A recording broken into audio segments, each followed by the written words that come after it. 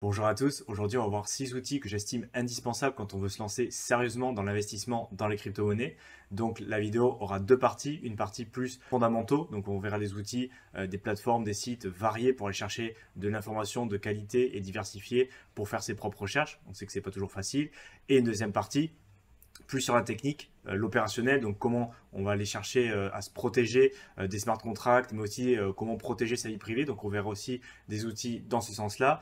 C'est des choses qui ont déjà été vues sur la chaîne, mais le concept est un peu différent. Là, c'est juste redonner le site, à quoi il me sert. Et voilà, tout simplement, si vous voulez aller creuser vous de par vous-même, ou alors je vous mettrai aussi en description, premièrement, l'URL du site, bien évidemment, mais je vous mettrai aussi dans la description le lien vers la vidéo qui a été publiée sur cet outil, dans le cas où vous souhaitez approfondir et faire le tutoriel avec moi.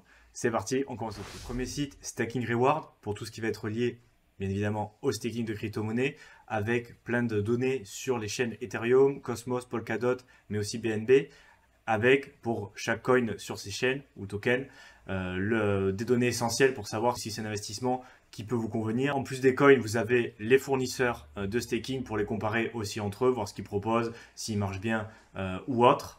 Et finalement, le Reward Calculator pour aller faire vos propres stratégies, tester si j'investis tant de temps dans tel coin ou que je mets tel montant sur telle chaîne pendant telle période de temps, qu'est-ce que ça me donnerait au final comme gain. Bien sûr, c'est une approximation, les données peuvent changer, mais ça donne quand même une bonne idée et surtout ça permet de tester plein de stratégies différentes en fonction des coins, en fonction des chaînes, encore une fois en fonction des périodes de temps. Donc un outil intéressant pour tous ceux qui souhaitent se lancer dans le staking mais qui souhaitent regarder la stratégie avant d'y aller. Deuxième outil, Moralis Money. Donc j'utilise principalement pour aller chercher et découvrir de nouveaux altcoins, de nouveaux tokens à pourquoi pas acheter, basé sur l'EVM, donc les chaînes qui sont compatibles avec Ethereum.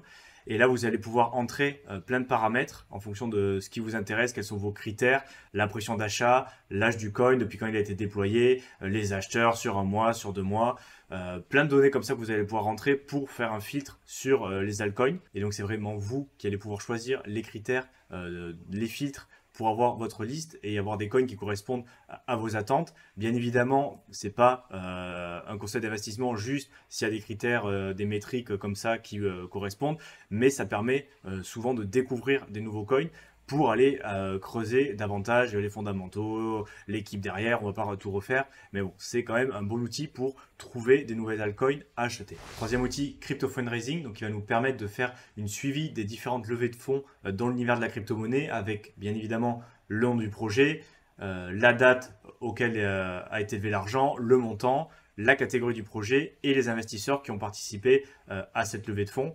Donc il y a aussi un onglet en cherchant à l'inverse directement par investisseur dans quel projet ils ont investi. Donc moi je l'utilise sur la partie fondamentale. Si un gros nom ou plusieurs de l'investissement spécialisé dans la crypto-monnaie avec des gros montants, ça vaut peut-être le coup d'aller creuser le projet.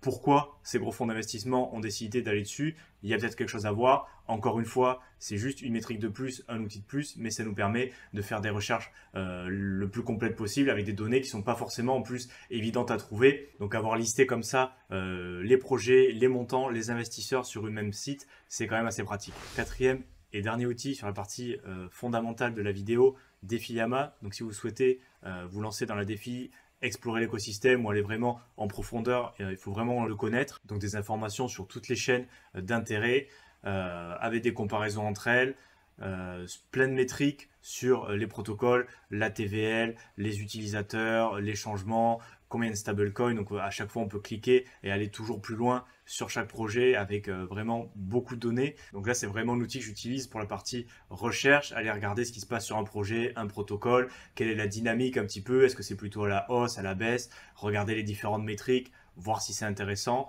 Donc plateforme à connaître pour tous ceux qui veulent se lancer dans la défi. Maintenant on va voir deux outils plus sur la partie opérationnelle et dans l'optique de protection. Donc premier outil défi, de.fi, avec d'autres fonctions, mais principalement moi j'utilise pour la partie scanner. On va pouvoir entrer dans la barre de recherche directement le nom d'un projet, ou même encore mieux, directement l'adresse du smart contract qu'on peut trouver par exemple sur CoinMarketCap ou CoinGecko. On tape l'adresse du contrat et l'outil va venir évaluer le code, le scanner et dans la mesure du possible nous donner différents niveaux de risque avec des risques très hauts où il y a la possibilité par exemple de changer les fees, d'empêcher de vendre des coins, donc plutôt quelque chose qui serait un scam, ou alors des risques un peu plus moins graves, mais il y a différents niveaux de risque et il va vraiment scanner le code. Donc c'est un outil qui redonne pas mal quand même de pouvoir aux utilisateurs qui sont no code, comme moi par exemple, qui ne comprennent pas du tout le code. Mais là, ça va permettre de l'évaluer pour nous et de nous dire attention, là il y a un problème.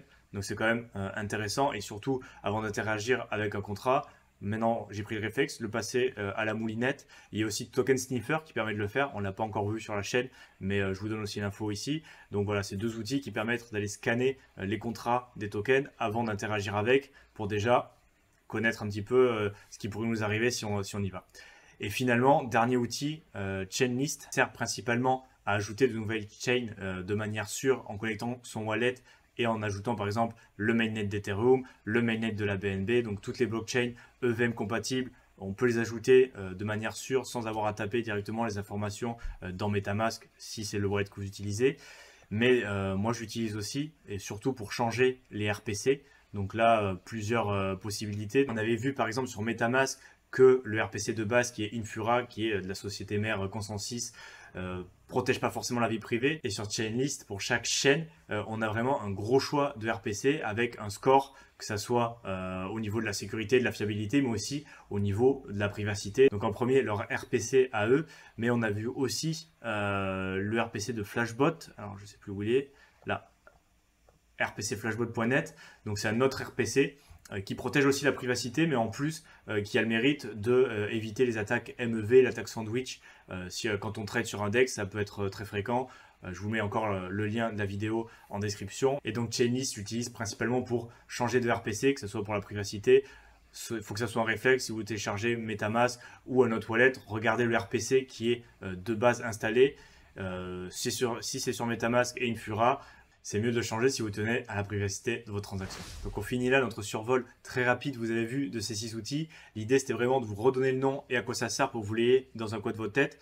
Si vous souhaitez aller le regarder par vous-même, il n'y a pas de souci. Le lien dans la description. Et encore une fois, si vous souhaitez approfondir avec moi, avec la vidéo que j'ai fait, aussi dans la description juste à côté. N'hésitez pas à me faire un retour en commentaire si vous connaissiez ces outils, si vous les utilisiez déjà, ou si vous en avez d'autres qui pourraient être utiles, auquel cas on pourra faire éventuellement une vidéo sur la chaîne.